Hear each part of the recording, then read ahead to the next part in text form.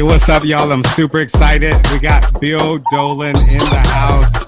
I'm really excited, man. I'm looking forward to learning from Mr. Bill Dolan. So welcome to the show, everybody. Oh man, I like those moves. Yeah, I've been working on for a long time, and they still aren't getting any better. Oh man, you're good at it. You're good at it. How are you doing today? I am doing so well today, crazy well today. Thanks, Tony. It's just a delight to be here. Thank you. So for everybody that's out there listening, I'm trying something different. I'm trying some music in the background. If it's obnoxious, let me know. If you can hear it, let me know. If it's at a good level, let me know.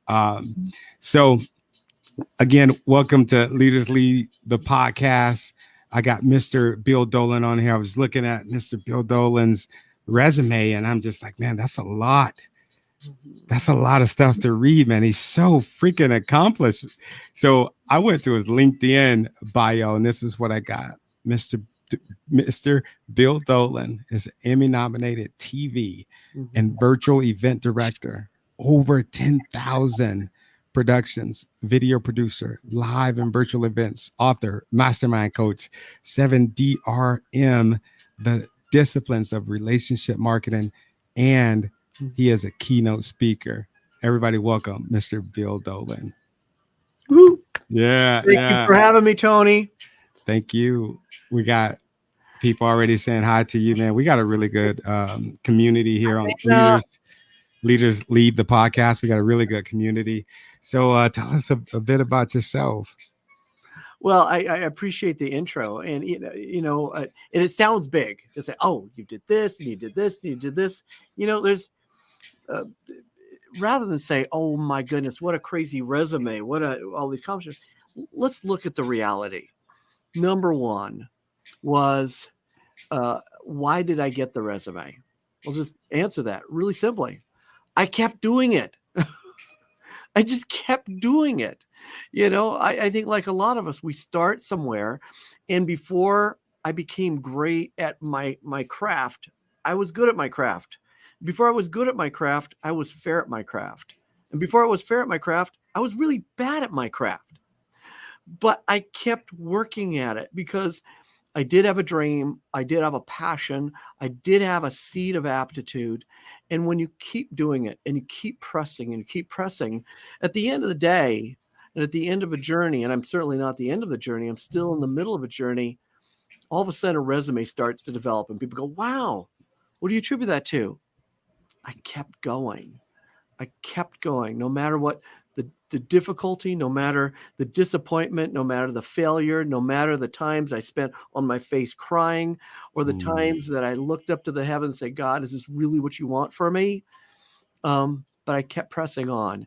And that's really what that resume represents. It's nothing really more than the willingness that all of us have inside of us to press on, even in the midst of crisis, in the hardest journey you might ever have. Press on. Man, I love that. That's beautiful. And that's why I brought you on, man. I brought you on because of your incredible story. I was looking at some of the things that not only that you've done, but the things that you've been through. And I was just immediately, I was like, damn, like, wow. You had a breakthrough moment. How long ago was that breakthrough moment? Well, it's just been about 20 years. I mean, I've had many breakthrough moments, frankly, and I think most of us will have breakthrough moments. Sometimes you recognize them, and sometimes you don't. Sometimes you have to get past them to go, oh my gosh, that was a big time. I just didn't realize it. But I'm sure you're referring to the day I died. Yeah. And that was, when I think about breakthrough moments, it was one of the greatest breakthrough moments I could ever hope for. And, right up there with marrying my high school sweetheart, or becoming a father, and having my family, it is truly one of the greatest experiences I've ever had in my life, and one that I'm incredibly thankful for. The experience of you dying? Yeah, absolutely. Wow. How is that? That's incredible. Well, Okay, I'll give you the context. I'll give you the story.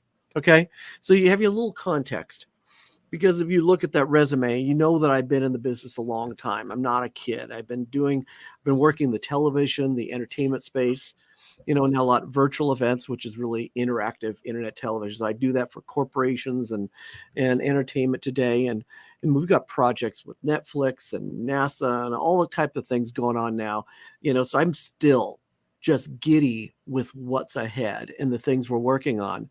But when I started in my career, I was a studio director for the ABC, the regional ABC station in our area, and man, I just loved it. I loved it. It was like heaven to me because I got to do something that was really cool, really fun, something that I turned out to be good at, and I loved, which is fabulous when you get that combination. And I was surrounded by brilliant people, great directors, great talent, great artists, great agency people. And I was just a sponge, and I still am a sponge when I'm around. I was just at a meeting earlier today with this brilliant writer, and we're collaborating on this project. And I was just feeling a sense of intense gratitude that when you're around talented people, if at all possible, shut up and listen. Oh. Absorb it. You don't have to prove anything to the world. Simply become the best you can be. And the best you can be is be that student. And that's what I was. My first 12 years in live broadcast, I was a student, and I was so blessed to learn. But I'd married my high school sweetheart. I mentioned that as one of my great things in life. And we wanted to start a family. So I was like, okay, how are we going to make ends meet? And so I began looking alternative ways to kind of make some money on the side. Thought, okay, I could make this work. And I tried multi-level marketing for a little bit, and I was horrible. And I mean horrible with a capital H, horrible at it. And I did that with the most respect for multi-level marketing, the right product, the right model, great. But I was bad at it. And then someone said, well, you should do financial planning, and maybe that'll be a good thing for you since you seem to have a good head for business, kind of. And so I got my securities license, and I was horrible at it. I mean, so bad. I mean, really, it was not a good thing. And I learned a little bit, not only about aptitudes, but also passions. And that I had been working a field for which I had aptitude and passion. And now I was trying to do something on the side for which I really did not have passion, and I didn't have aptitude. But it was a gateway to allow me to continue to fail forward into someone asking me if I could help them produce live events.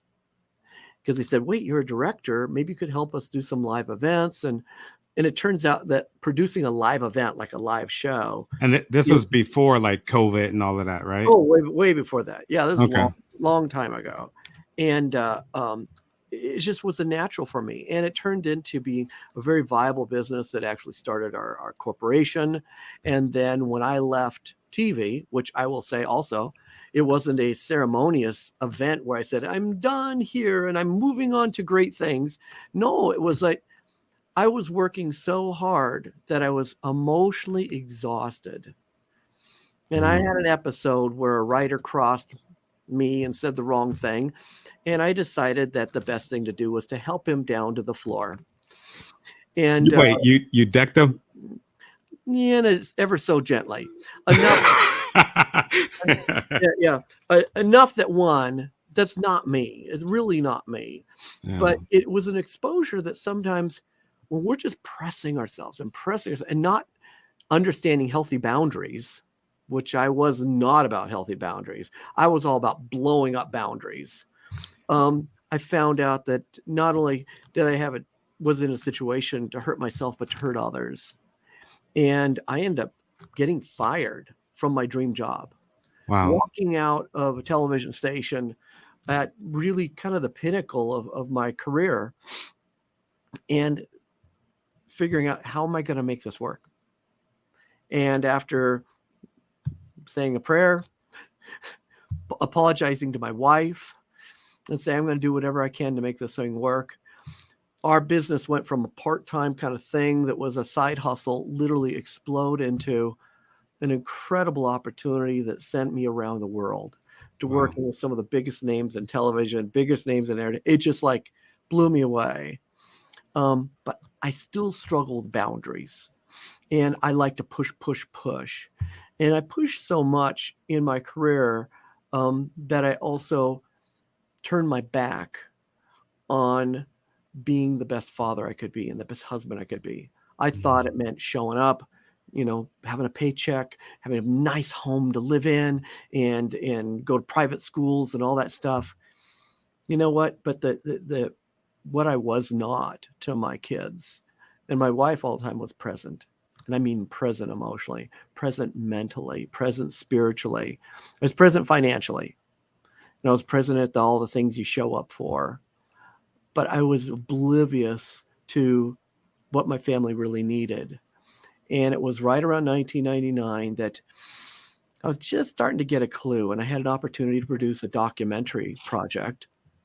And documentaries are fun because you pour yourself into it, and potentially you get mailbox money because you get residuals if you find a distribution partner. And I was very blessed to not only produce a documentary project that I was proud of, but I found a distribution partner out of Nashville. They said, Wow. you fly to Nashville, boom, we want to write you a big check. And it's the first of a lot of residuals because this thing's going to take off. And just get here, we got papers to sign, and boom, that's it. So January 28th, 1999, I hopped on a plane from Portland, Oregon with my best friend, Timothy Greenidge.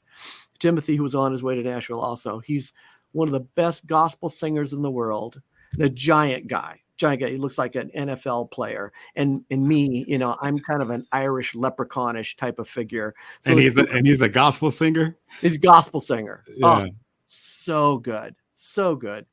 And we traveled and we did a lot of shows together. We still do. We work together all the time. And but he's with me. And I get on that flight knowing that day with a kind of a sense of, man, today's the day. My life's going to change today. Today, I'm going to get that check. I'm going to sign that contract. My whole career is going to explode in a new way. So I get on that plane and I take off. And about 20 minutes into the flight, I started to feel funny. I couldn't put my finger on it. Like I was sick, but I'm never, ever, ever, ever, ever sick. And I remember feeling like things were closing in on me. So I finally turned to Timothy and I said, Tim, something's not right. And that's the last thing I said. And my eyes just rolled back in my head and my arms flopped by my side and my heart stopped. Wow. In midair. Midair. And Tim didn't know CPR officially or anything. Like he'd seen it. And interestingly enough, about 2 weeks prior to this, he had seen a guy actually have a heart attack. Now, I didn't have a heart attack, but I guess what I experienced looked kind of like it. So he knew right away something was wrong. And he immediately grabbed me and he started doing chest compressions. And he was beating me and, trying to get me go, and nothing happened. So he picks me up and he puts me in the aisle and he starts doing the chest compressions and doing the whole bit. And he said nothing was happening, just nothing was happening. And he said he pulled up his fist, clenched his fist, and he pulled back and he said, I was ready to break your ribs. Wow. And as he pulled, which he easily could do, and as he was about to swing forward, I took a breath.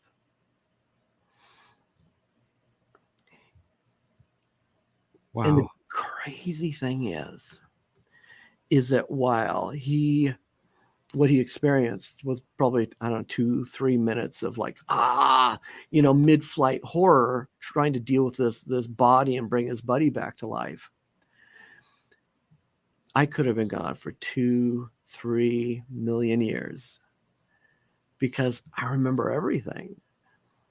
And it was the idea of not just having my heart stop, but literally crossing the threshold from this dimension into eternity.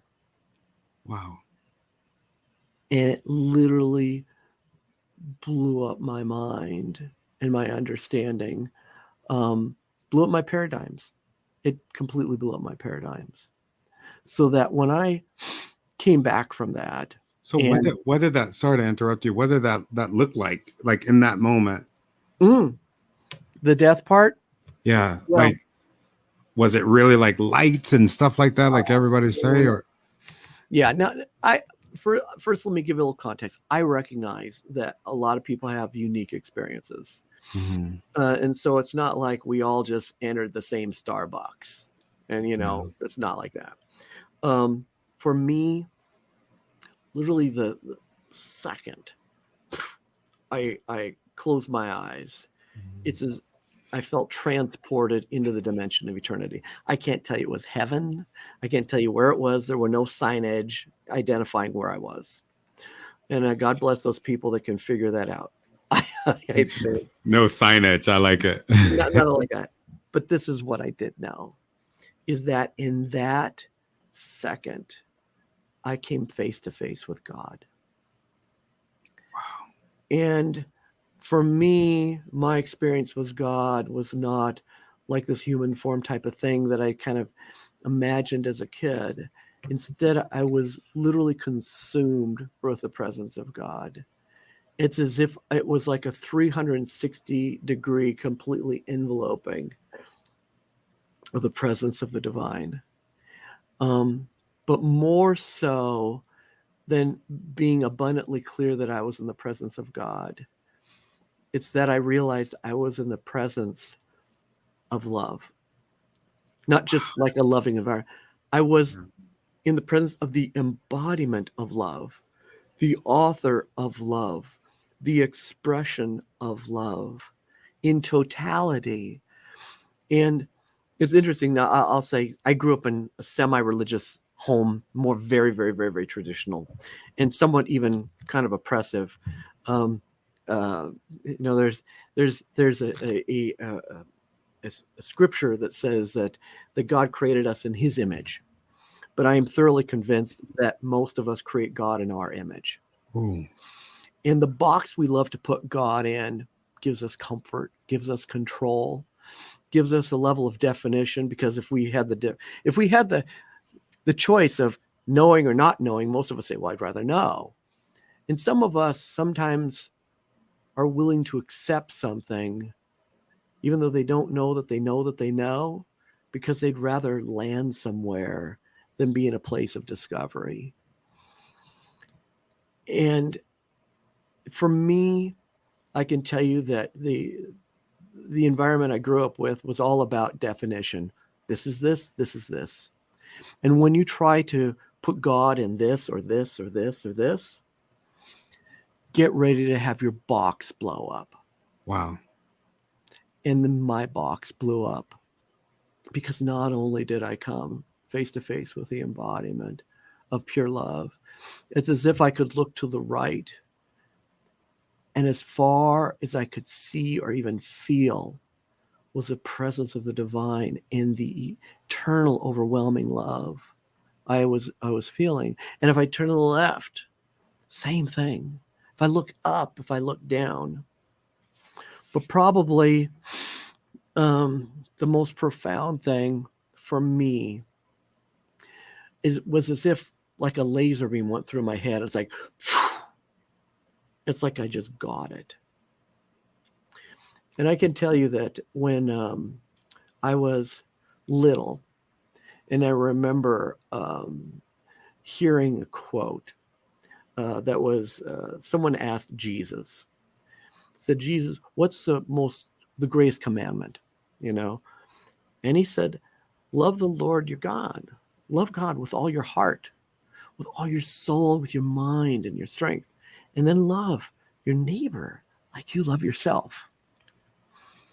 And I remember hearing that, and just between us here, just us, just me and you. And I've said this before, so if someone's heard me, please forgive me. That might sound sacrilegious, but I thought that was one of the most arrogant thing God commands you could ever have.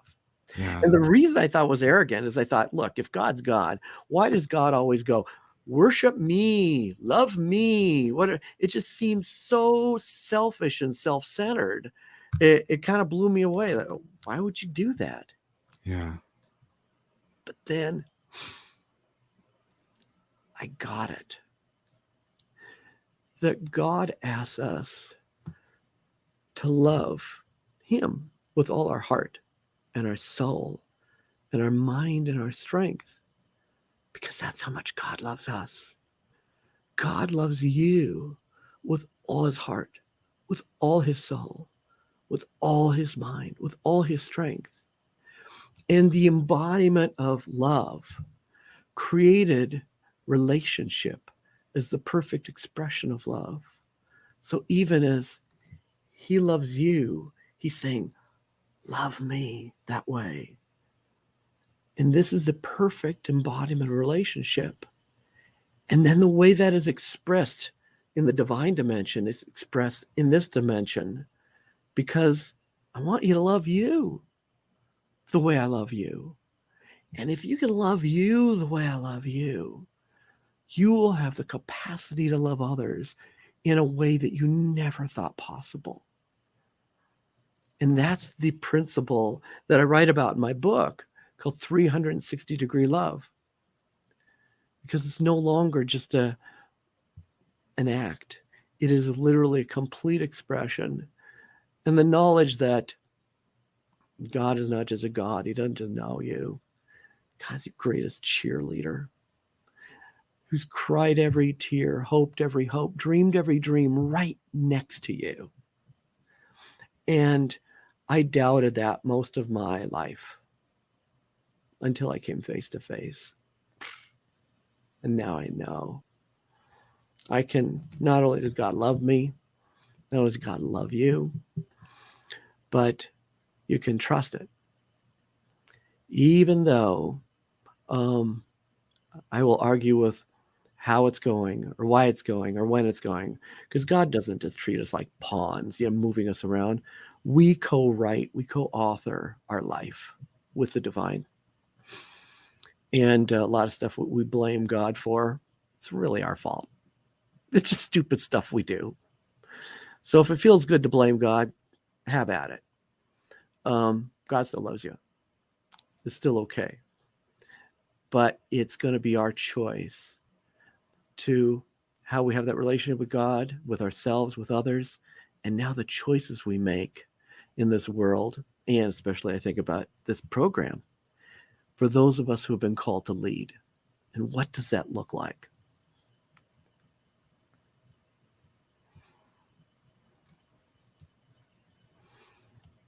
Man, that's beautiful, Bill. I gotta say, man, I'm gonna toot my own horn here.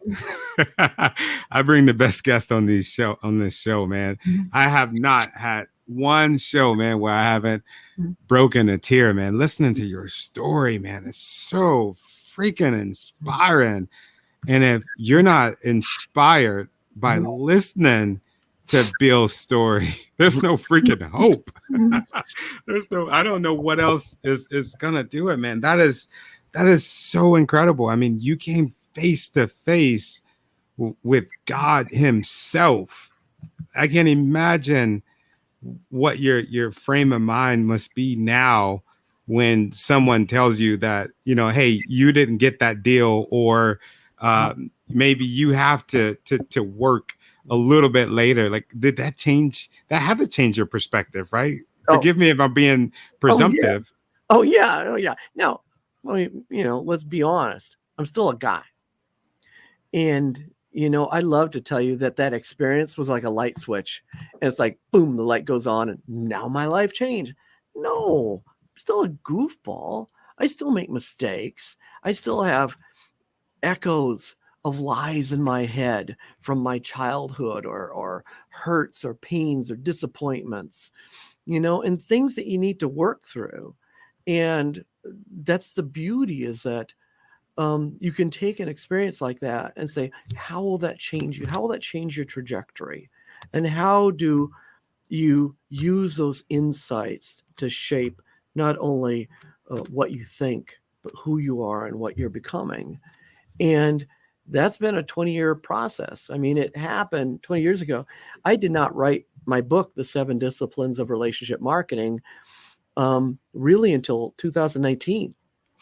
And I think I released, the print copy like in January 2021.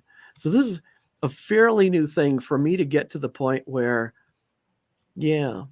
I'm willing to share this, but even more important, share how that applied to my business. Because here's the thing that's crazy is that while the divine and the spiritual aspect of our life is so powerful, what we forget is that it's also so crazy practical.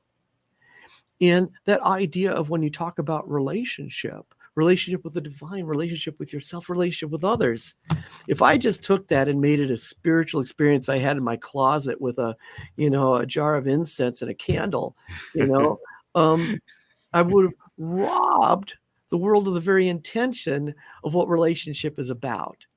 And that's where I started thinking about my business. I mean, I grew up in media. We've had the privilege of doing programs for millions and millions of people. But it made me ask myself, what role am I playing in making a difference in those lives? How am I using media, whether it be for a small group or a profound number of people? And am I actually making a difference in a positive way?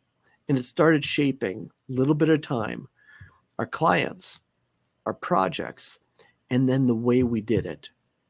And that was probably the biggest breakthrough, because I joke, if you die and you don't get a little spiritual, I mean, there's something wacky going on.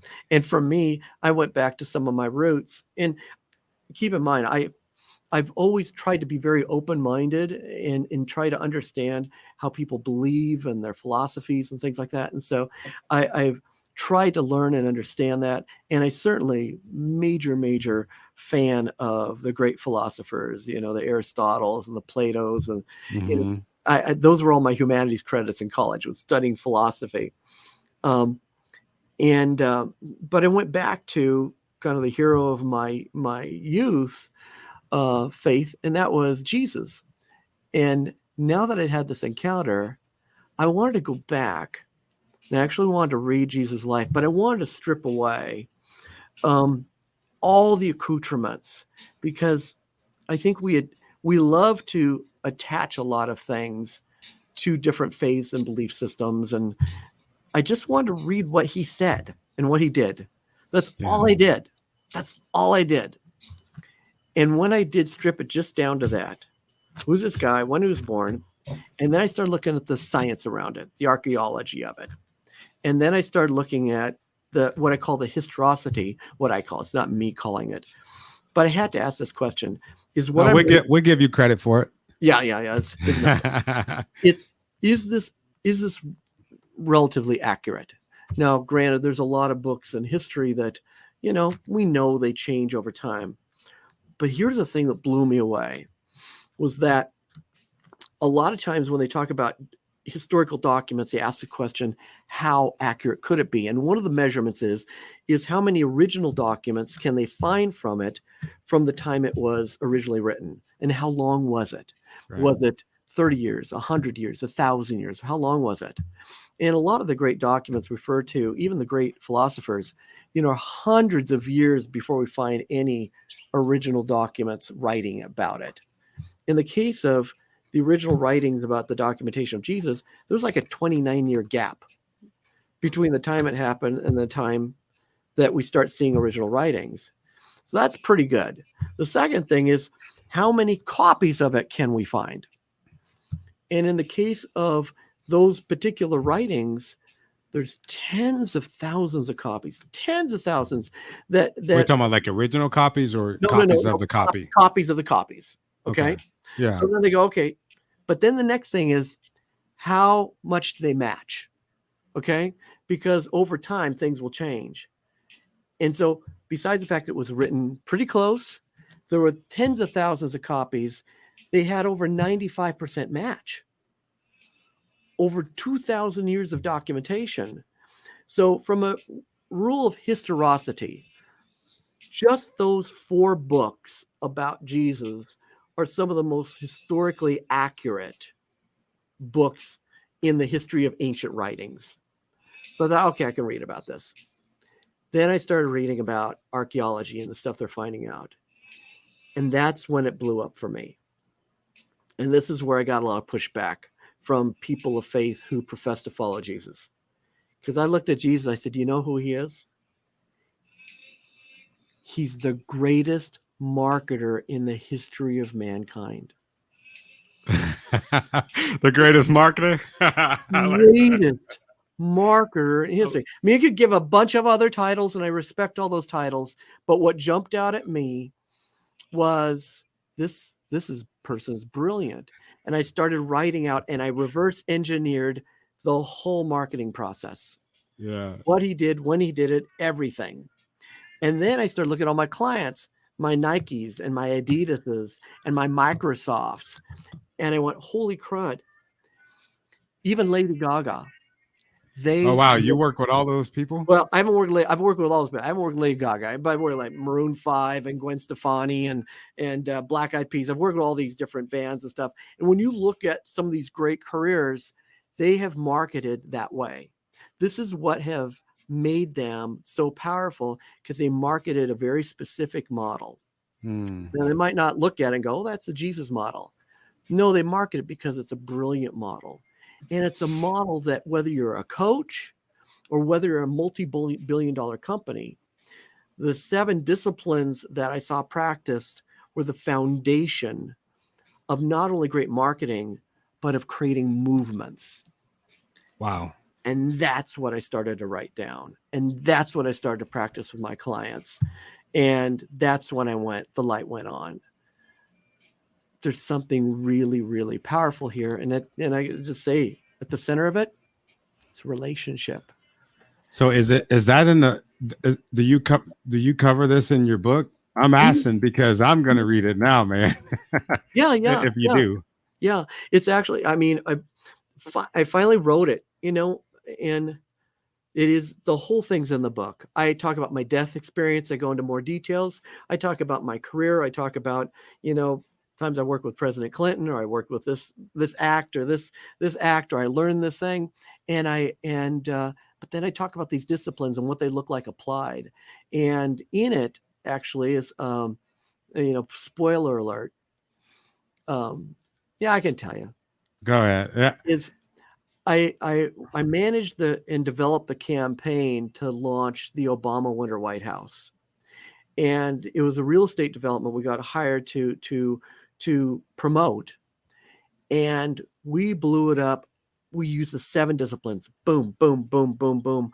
We blew it up into a campaign that went global, and ended up attracting the Obamas actually to move into this estate for their holidays. And we leveraged that into a multinational, multimedia campaign that ended up becoming very successful for our client. And I tell that story of how that unfolded in the book. Wow. So you work with the Obamas? Well, that's crazy, man. Gwen Stefani, dude. Yeah. Dude, that is freaking amazing. And I love the principle that you use, and you connect that with faith. That's interesting. That brings about spirit media, right? Yep. Wow, yep. I get it. You're a giver. I can tell, right? Well, I pray I am. Yeah.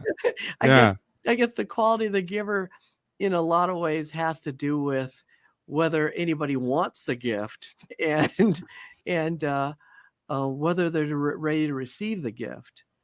When you talk about leadership and you talk about writing or giving or things like that, I'm reminded, and those people that know me well know that I love to bake. And I love to bake cookies. It's actually how I got my job in television, is through cookies. That's cool, man. That's another story. But, I'm reminded, if you believe that you bake good cookies, You can trust you bake good cookies. Then you accept as you are accepting the call to bake those cookies, it is now your call to share those cookies. But recognize that there's some people, one, that don't like cookies. Or maybe they're not hungry right now. Or maybe, for me, one of my favorites is oatmeal chocolate chip. Maybe. I hate oatmeal chocolate chip. Are you serious? I hate them. Oh man, I think they're just. I can't eat them, dude. I would rather eat like asparagus or something. Oh my gosh. Yeah, man. And that's a perfect example because I know my cookies are good, but I know there's some people that don't like that cookie. My mother-in-law used to make some good ones. There's an exception to some. Maybe yours would be different. Well, we're gonna have to share cookies. Yeah, we'll have to share some cookies. But that's the thing is that you know that if your cookies are good and you share your cookies, some people don't need cookies and some people don't like that flavor, and that's okay. The idea really is to be faithful to share the cookies and try to become really good at making cookies. So when we do that as leaders, we model that. That means, yes, we're going to fall flat on our face. We're going to make mistakes.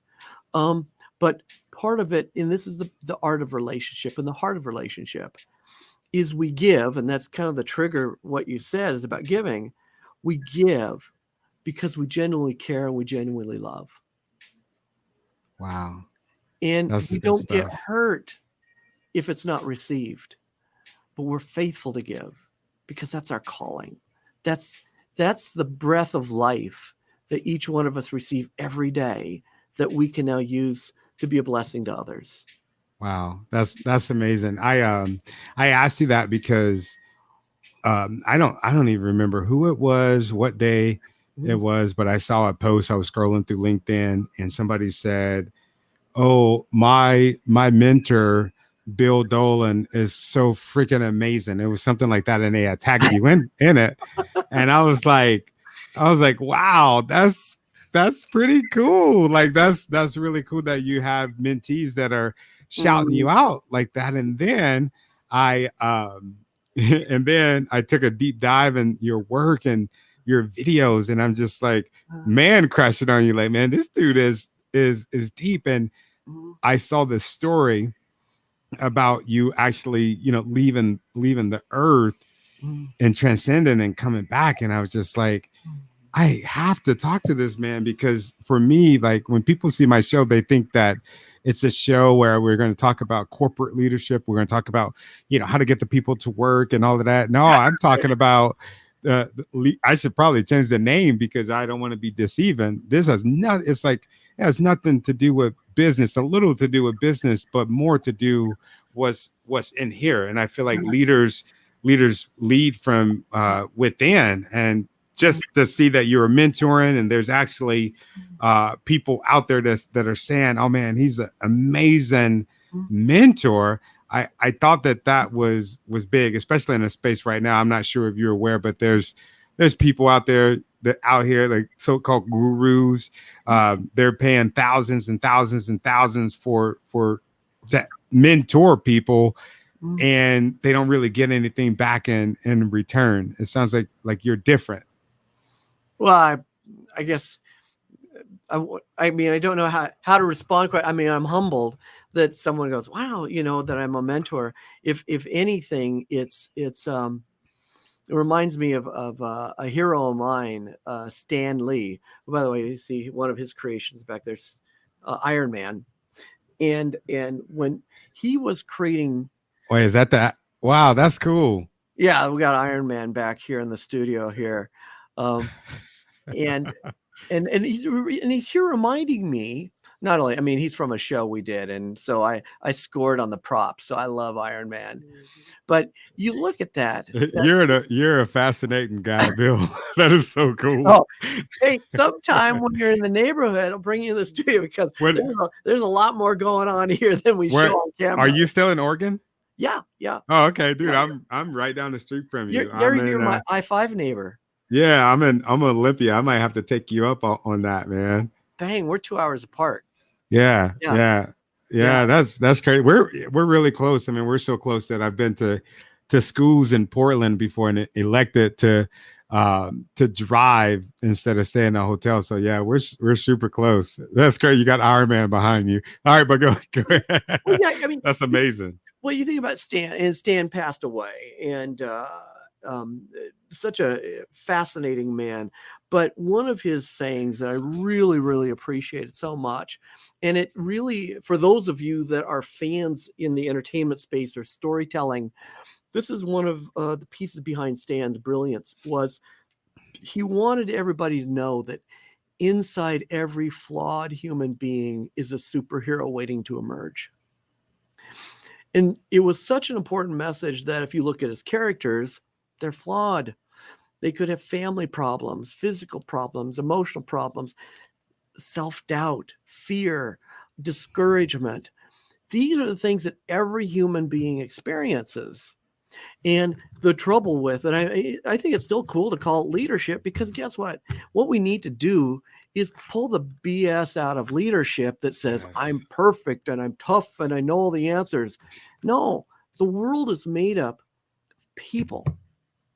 And in the idea of someone trying to become a great leader or aspire to be a great leader starts with not just getting a title, but becoming. And what does becoming look like? It's being able to look in the mirror every day and say, are you ready to lead the most difficult subject in the world? And that's you. You. Oh, that's good. That's good. Can you rise to that? And when you learn to rise to that, it means that you have to accept the baggage that comes with it. That, yeah, I am flawed. I am learning. I am becoming. I am on a journey. I'm not the same person I was yesterday as I am today. But I had to make choices to make sure I'm a different and a better person tomorrow. And what will that journey look like? And so ultimately, a leader is someone that's very actively and deliberately on that journey in such a way that others say, I want to go on that journey too. Because I'm not just here to follow you. A great leader helps people become the best versions of themselves. And they live it and they model it every day. And like Iron Man, sometimes we put on the armor. Sometimes we need it. Yeah. But inside is the heart. And that still is the most purest, important part of who we are. And when we can peel back those layers, instead of hiding that heart and reveal that heart, I think that is one of the keys to becoming not only a great person, but a great leader. Oh, dude, that is good. That is some good stuff. When I say good stuff, anybody that's listening to this right now, if you're not writing this down, man, I encourage you. Wait, don't go get a pen. Watch it again. Watch it. Share it with somebody. Tag somebody. This is good stuff, man. This is really, really good stuff, man. I am so inspired by you. I know I keep saying that because it is the absolute truth. It's been a pleasure talking to you. Been a pleasure getting to know you, man. And I'm, like I said, I'm fascinated by you. I'm a big fan. If there's anything that I can ever assist with Leaders Lead the podcast or just anything, let me know. I mean, if you want somebody to babysit the Iron Man suit in the back, bang. Let me know. Yeah. It's pretty fun to wear it. It's too big for me, but I'll tell you, when people wear it, they feel pretty strong. You could put that sucker on. Oh yeah. It was used for a show. It's designed for we had it custom made for a guy that was 6'4", and everything down to the fingertips were custom made. And I remember the day he put it on and he transformed in front of our eyes, and kind of way a lot of us can do when we put on the armor. Oh, I love that. That is super good.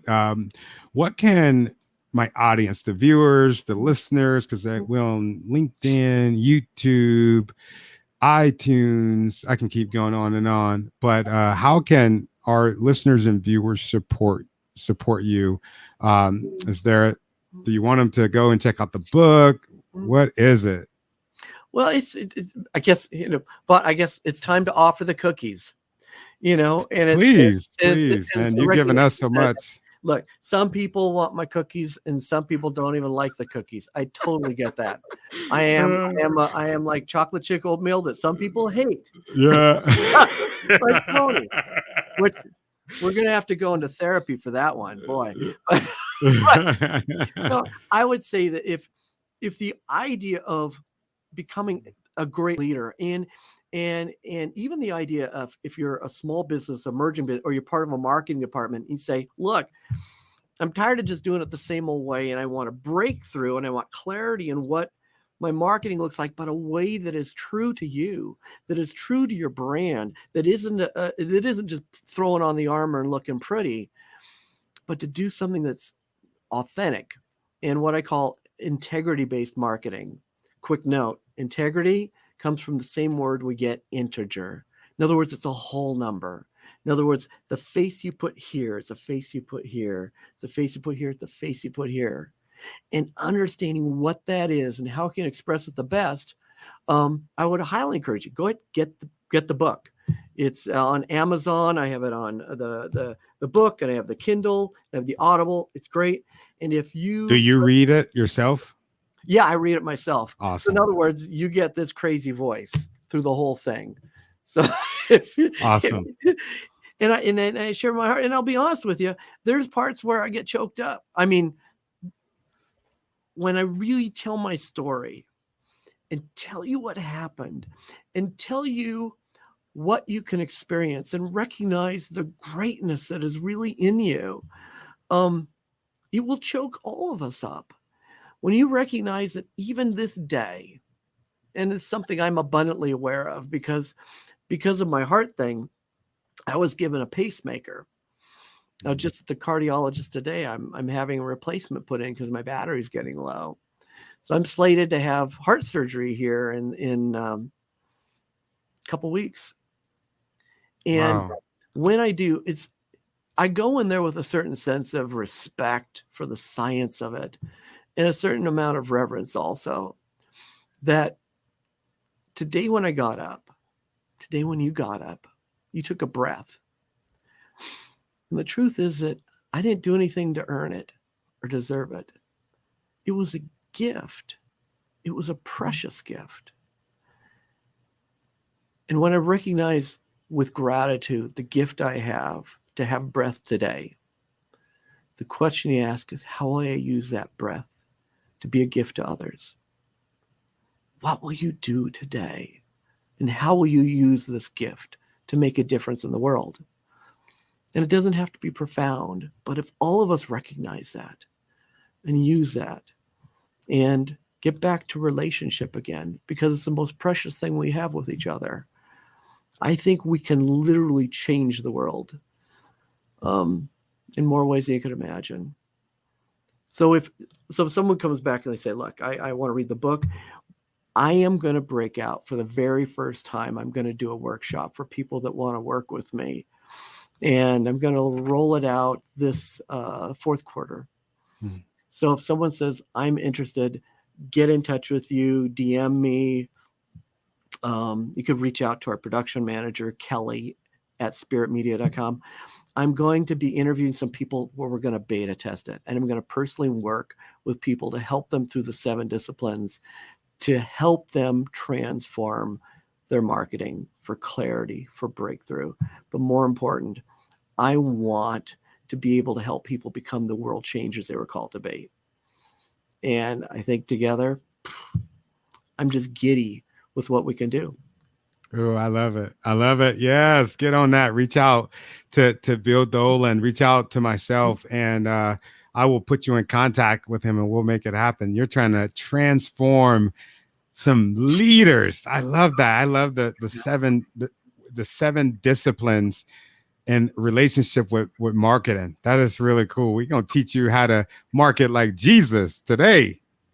Yeah. Oh man, I love it. It's been a pleasure.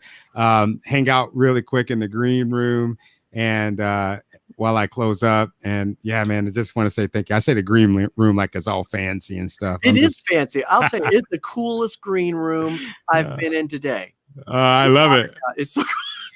I love it. Thank you, Bill. Thank you, And Tony. I really appreciate you. I like from the bottom of my heart, this has been, I knew it was going to be good, but this is way better than expected. 100 and 1,000%. I really appreciate it. You got a friend in me, brother. Thank you. Thank you. And likewise, we're friends for life. And we definitely know we're that close. We're going to be hanging out. All right. I remember you said that. For my next live, I'm going to be wearing the Iron Man suit. I don't know if I can fit it, though.